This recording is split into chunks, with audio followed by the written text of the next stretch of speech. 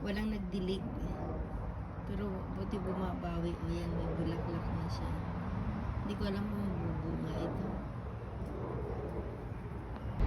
Ayan ang follow up ko sa aking strawberries.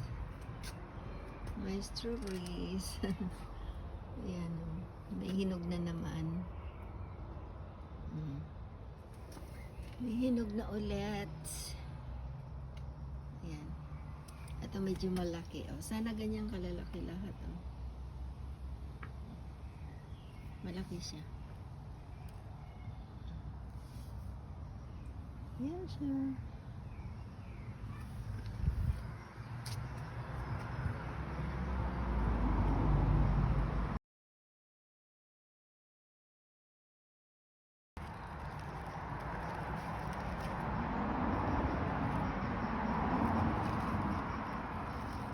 Yan lang ang bunga.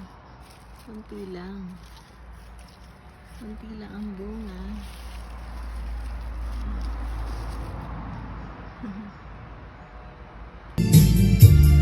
Binabantayan niya yung strawberry ko.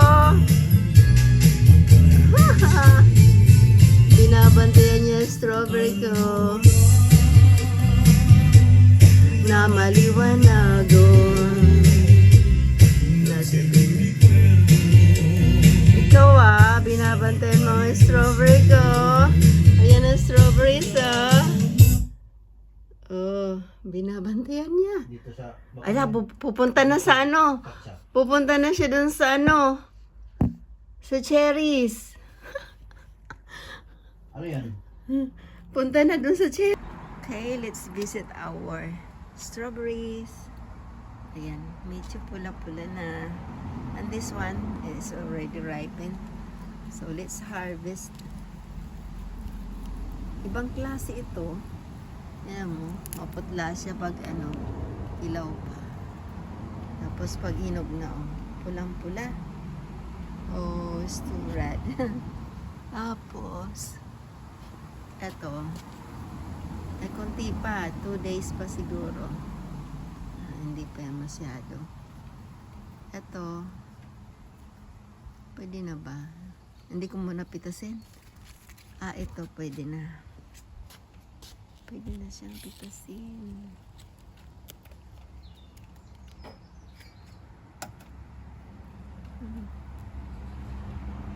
Mga buto. Nabubuhay yung mga butong yan. And then, ito pa.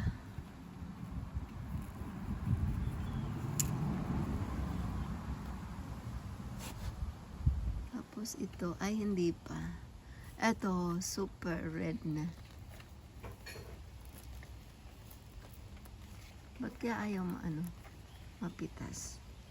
Guntingin natin. Guntingin natin. Oo, ayun. Nasalo siya. Ito, hindi pa. Hayaan ko muna siyang mahinog. Meron pa doon, no? Yan. Hayaan ko muna mahinog.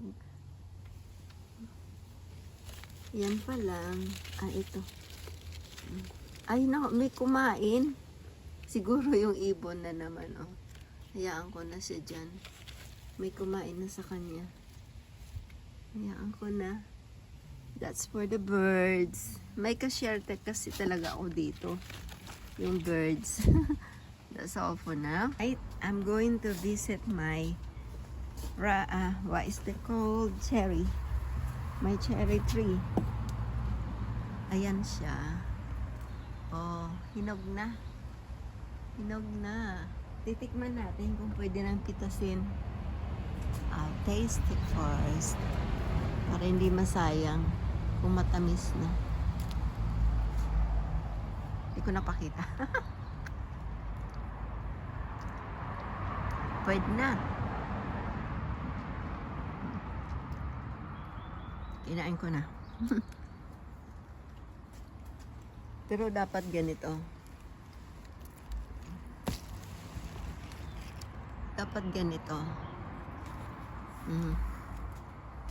Kulang pa ng ilang araw.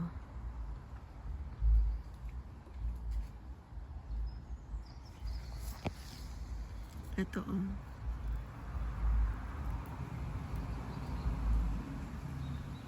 Pag hinog na pala, malambot na din, ano, pitasin. Yan lang muna pipitasin ko. Pero dapat kasi more darker than that.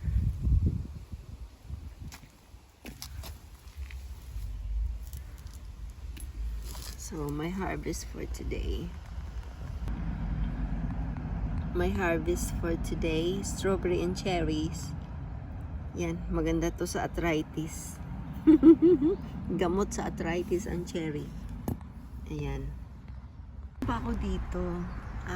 This is called ribes. Pitasin na natin. Black na siya.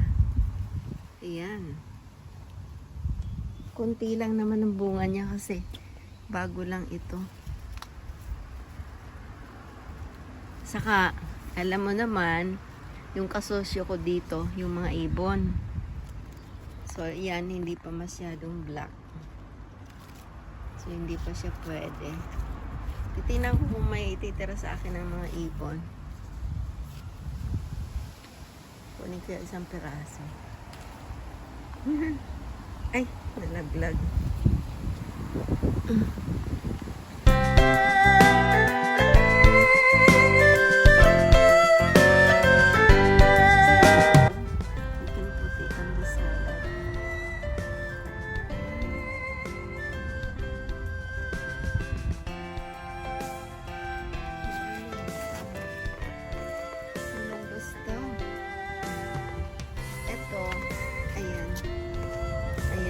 Nabubuhay yan.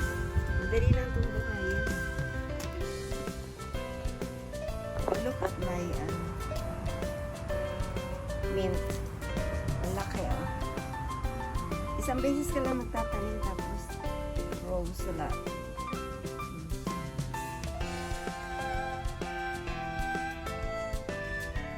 Invasive yan.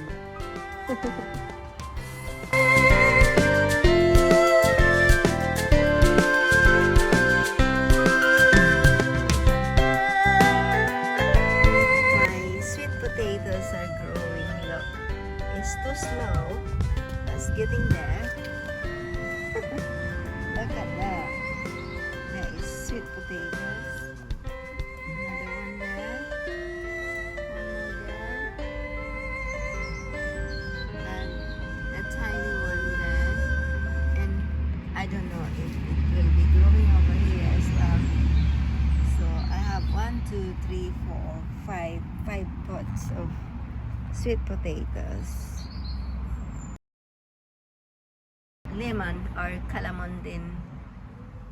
Oh, napabayaan ko ng pag-uwi. It's almost dying, but it come back. This one had the flowers, but I don't know if it's going to be fruit soon. That's my calaman then. So pretty. Started to flower.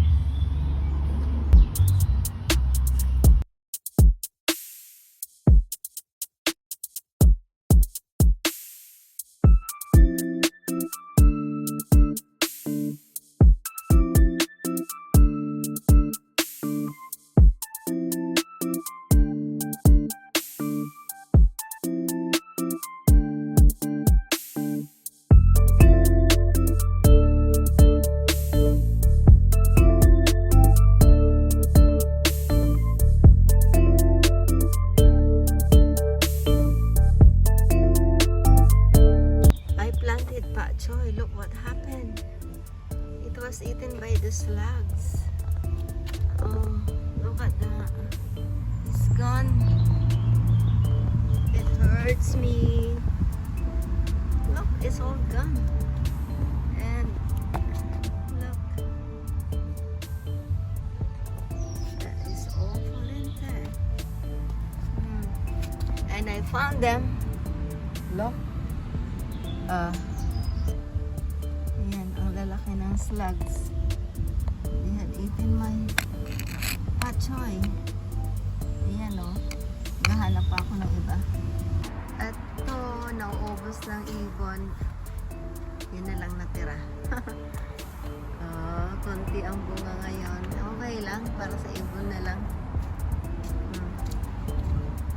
Ubos na nila.